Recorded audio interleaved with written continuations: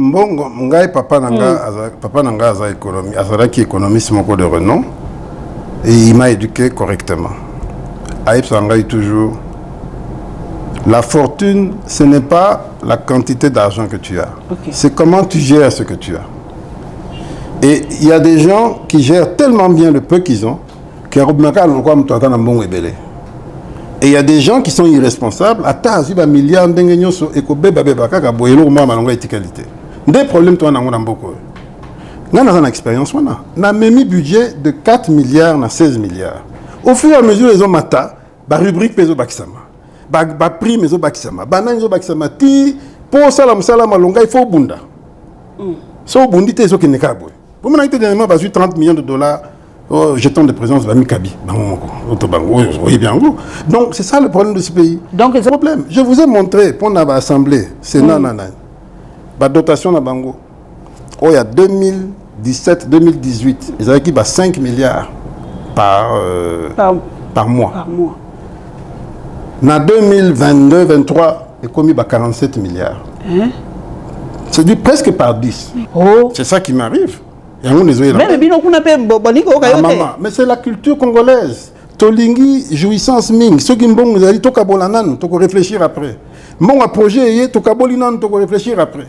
C'est ça le problème. Mon fonctionnement, Tokaboli, Tomi petit salaire, prime, Toko réfléchir après. Comment veux-tu expliquer que, dans le premier mandat Mobimba, l'État a créé 53 établissements publics Yassika. Donc c'est des gens qu'il faut payer et tout ça. Et puis on les crée en cours d'année, même pas de prévision budgétaire. Oui, on les crée kili. 53 en 5 ans. Donc, et puis ils commencent à recruter et puis ils n'ont même pas de cadre limite. Comment recruter, tout ça. Comment veux-tu qu'on s'en sorte? C'est ça le fond du problème. Et rien n'engage peut-être des équipes qui n'ont pas de pourquoi? Parce que nous avons une expérience à Bamboke Belé. Nous avons un outil qui est ici, Koyo et Zamabe. Parce que nous avons un faux moutou.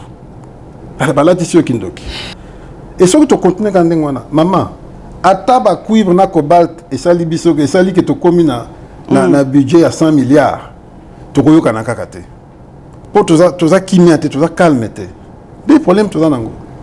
Comment vous pouvez-vous expliquer que entreprise publique à ta mon côté et ça la ka ba bénéfice. À ta mon côté. Nyo soto anan. Tout.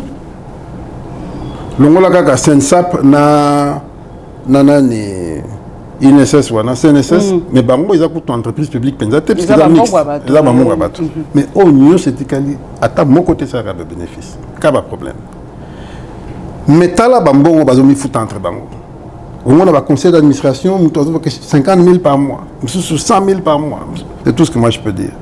Ce que moi je sais c'est que quand moi j'ai quitté le poste de ministre des Finances, je n'avais aucun arriéré, j'ai payé tout le monde, j'ai laissé 1000 milliards de francs congolais disponibles dans ma compte, tout était nickel. C'est ce que moi je sais. Mais moi je sais que moi je suis député, je n'ai pas encore été payé, j'ai 2 mois de retard. Tozo Kende Nanzela Mouwa bien, et heureusement que Tozo Kende Nanzela bien, mais Nanto comme na point il fallait tout commater. Pourquoi? Parce que esprit a ko s'il s'ambon nyonso avant Moussa Salama ils en ont manqué. Bon il faut qu'on investir. Problème ya matata ezali que c'est-à-dire que azwa qui on l'attaque yango. On l'attaque yango il y a une décision nyonso siko bato na bazo ko s'exécuter kaka. Na ba ministre bazo ko s'exécuter kaka. C'est pour ça qu'elle a tiré. Et dans la même logique n'a pas projet misusu ya banani lampadaire pourquoi robot tamtakoi puisque yim tataki responsable ils a projet naï. C'est ça le problème. Et la différence c'est que dans mon cas moi on veut me faire porter des projets qui sont pas les miens. Moi le seul projet où on pouvait m'attaquer ils a un centre financier voilà. Mais centre financier non seulement c'est le moins cher d'Afrique mais IGF avait essayé à un moment donné mais quand il n'était pas ça là-bas chrétien et tout ça. Mais quand on a siliki na téléméli bango, bah comprendre, yemoko alingete asali communiquer pour le que non, il n'a rien à voir. Oh nous ça bilobela, à ça eloko moga mabeto moni wana te de ce projet au compte. Na oh ka bien. Et là qui 2500 lampadaires. va fournir, je crois, 1900. 1900. Va tché na banzela nyonso. Et tu 600. 600 euros, il fallait la route de Matadi. Route de Matadi, babandi ko timola, pour batia banani, ba piquer batia ba lampadaire. Entre-temps, Daniel Bumba a zui et bonga ya gouverneur. Daniel Bumba a 5 entreprises, alors dit non, boss stopé na nouana, pour biso to lingi to tiango na nzela mususu ozo tongama. To lingi yango supunate. Bah on va le bon, problème est mais entre-temps, biso tout ça liba dépense. Déjà, tu perdre un bon projet, on a qu'à prendre ma IGF, mais tout ça, il y a des dépenses, tu timolia et tout. C'est comme ça que tu mets côté la place, monsieur, n'anya au foot à biso. Babindon, bon di makaka, tout ça, bandimi, là. Ça fait 5-7 mois. Gouverneur, Azoko Kawaii, ça a monté que Bochango ici, donc, tout le matériel est là, ils ont bloqué. Ils ont bloqué. Mais quoi, qu'on peut battre? Justement, c'est ça le risque. Surtout que. Donc les 600 lampadaires ils ont bloqué. Surtout que lampadaire en ça la cana batterie. Batterie ils ont la garantie à 4 ans. Oh. Mais si vous comptez tant et ça là qui n'a pas tête. Déjà 4 ans. Et tu as déjà 3 ans. Non non.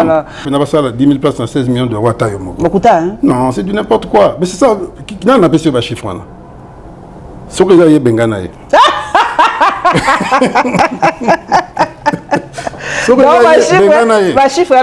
C'est faux, c'est léger. Arène, ça coûte combien? 104 millions. 104 millions? Oui. Oh, bah, on a 175 millions. On a Bébissa. Ah, ok. Oh, bah, on a signé, quand on a Turc, na Mozambique, 15 000 places. Bisso 20 000. 15 000 places. 178 millions. Ok. Dès lors que Toyokani, que tout ça, on a bien, ils allaient accord de paix. Accord de paix. Il y a toujours le cas, ils ont ma concession. Depuis 30 ans, les Rwandais vont profiter de ça. C'est ça qu'il faut comprendre. On tourne à pour les matin, midi, soir. Il y a que ceux qui osent affronter les Cambo, ils ont tina. Ceux qui peuvent vivre l'humiliation pendant 30 ans, ils ont pris Bissomoko. Et moi, j'étais conseiller financier du ministre des Finances. En 94 à 97, Tango, Afdel et côté. Ndenge ba Emilia Bisson à l'époque, j'avais même pas 30 ans. Ndenge ba Emilia Bisson à l'époque, et Tikalao. Quand on a amené à Afdel, on a dit jamais na vie nangai. Après, on a quelque chose Libanda et tout. Quand on a eu zonga na position du ministre des Finances, dans le lobby Nzambe a lingi que peut-être tout royo. Tout longo la humiliation to zwaka na 97 toi. Malheureusement, Armée Nabiso, ils ont un rendez-vous à Nate. Armée Nabiso, les coca qui m'a camoté. Donc quand on a une diplomatie, ils ont chance. Pourquoi ils ont chance? Parce que tous les institutions sont en place, président vous allez élu proprement, tout le monde côté à contester en vous. Contestation, ça m'a cassé. Sur l'élection à 7 jours, maman, contestation, ça là qui? Maman, vous pouvez contester peut-être sur les législatives, mais présidentielle, c'est impossible. Pour qu'il me mette.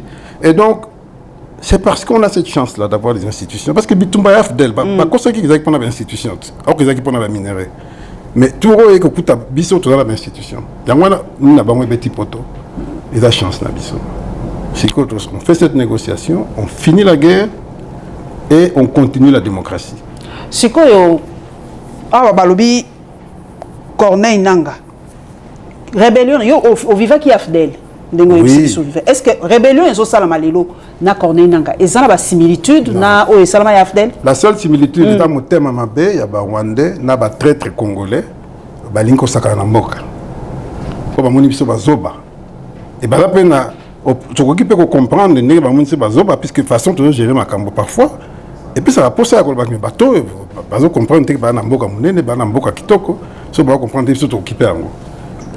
C'est ça la seule similitude. Mais il y a tout le monde qui mais bah revendre autour d'une table. Bah consolater na 23 to non à la bah déjà na doa hein bazar solo là déjà. Papa nangai balobi biso toza makasité na lobby aux ministre de finance. Mais na yoki quelque part balobi mo continue biso bimisi mbongo belé na balobi. Rôle ya lobby ezakali. Justement, lobby et koki koya ko salisa yo ceux qui yo moko za sérieux. Mais ceux yo moko sérieux zate. Et vous savez, et pour compenser buzo banayote. Et on a président a dit non, botia motema mingi na balobité, biso des photos à la sérieux. Et heureusement, les Américains peuvent même vision. Ils disent non, photo solo là. Photo solo là, entre vision. Quand ils ont belé la balobi, ils ont plus image mon ma vie. Et on a monique balongoli banana. Balongoli balobi ben bon qui belé hein. Moi qui n'ai manda. Oh là là. Ouais quoi ça là moi ba projet muso sociaux. Mais il y a 5 millions on faut mater. Il y a solo. Il faut mater. Heureusement bon et comme a quitté bazon sur parce que diplomatie mon conseiller ça penser je sens ya solo. Maman, ça porter des fruits. Mais il y a un autre comme na point haute. Maman, attends, nous c'est bon guité. Mais na point oyo, to komi, ezali po, ba komi koyo kabiso. Diplomatie, ils en ont bien été, tu en as un effort et belé à Rosala, tu en as la chance d'avoir un ministre, il y a bien, ou azolo ba bien, mais ce n'est pas suffisant. Il faut un réseau d'information, d'influence, de carnet d'adresse sur le Zangi, hein? Oui, mais c'est sérieux. Si l'autre aussi carnet d'adresse sur le sérieux d'être aux Zangi. Parce que ce qu'on a sérieux, ceux qui l'obano, ils ont dit que tant yo lobby, ba yo ki yo. C'est ça la force. Papa, qu'est-ce que moi j'ai fait? Moi, je suis le premier ministre des Finances qui a terminé un programme avec le FMI. Programme de FMI. Non, jamais. Non, c'est pas la même chose. C'est pas la même chose. Et mais moi, j'ai fait ça parce que pendant 3 ans, ce que je disais, c'est ce que je faisais. Mais FMI peut bon ça en bocate et d'arraper dans développement. FMI balobi a rendu ko bon mabiso li sous non, c'est faux. Comment vous le tu total Ibrahim Traoré raboyi coopération na ba institution ba Bretton Woods. Oui que Burkina ba uti ko comme la FMI, c'est quoi? Ba commune ba singi ba aide. Ba singi aide. Vérifier. Il y a solo. Donc le solo ba ko ça non maman, réalité c'est la réalité. Binonde bolinga populisme mingi. Boke ne kana populisme boko kufa. Il y a solo. Mais mboko pe lingi populisme mingi. Et il y a un monde qui est donc, la comédie, on a cousuke, ba ko sunga bango hein. Nazo ça yo kende ko vérifier. Ouais, to ko vérifier. Pour nga biso to ka pensa ki ba kati coopération ba vérifier ko mona. Mais balobi papa soki mboka pezo Jéramé na moi panka balobi bino bato IDPS. Yo ça d'abord na kani. Kabundu to o mususu. Kabuya to. Na kanté ngai kana ngai za IDPS point. Mais ezabi balé ba bozana deux secrétaires généraux. D'accord moko. Papa. Ezaka mo nous connana ba bilo ko na te.